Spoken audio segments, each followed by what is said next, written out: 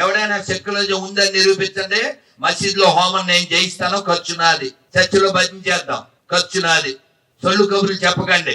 హిందువులు మాత్రమే టోపీలు పెట్టుకుని రంజానికి వెధవేషాలు. అందులో ఈ ఆడమేళం, ఈ రాజకీయ మేళం, అసలు ఆళ్ళాడోళ్ళే టోపీలు పెట్టుకోరు.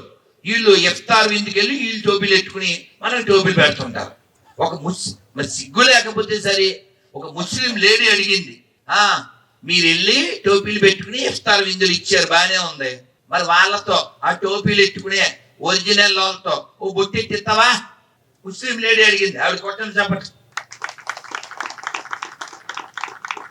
కేకే మహమ్మద్ గారి కొట్టని చెప్పట్లు. మీరు ఎలాగా అడగలేరు కదా, సిగ్గులేని బ్యాచ్. ఈ దేశంలో ఓ ఉగ్రవాది చచ్చిపోతే వచ్చే వెనకాల, వాడి శవం వెనకాల వచ్చే వాళ్ళు ఎక్కువ మందా? ఓ జాతీయవాది చచ్చిపోతే వచ్చే వాళ్ళు ఎక్కువ మందా? ఉగ్రవాది వెనకాల. వాళ్ళు చెక్ చేయండి, వీడియోలు కూడా ఉన్నాయి. అబ్దుల్ కలాం వెనకాల ఎంతమంది వచ్చారు, అబూ సలీం వెనకాల ఎంతమంది వచ్చారు, జస్ట్ చెక్ ఇట్. కాబట్టి ఈ దేశం బాగుండాలంటే ఈ దేశం నాది, ఇది స్వర్గం కంటే గొప్పది అని భావించేవాడు కావాలి. అందుకని అక్కడెక్కడో స్వర్గం ఉంది, వీళ్ళందరినీ వేసేస్తాను 72 అనుకునేవాడి వలన ఈ దేశానికి ప్రమాదం.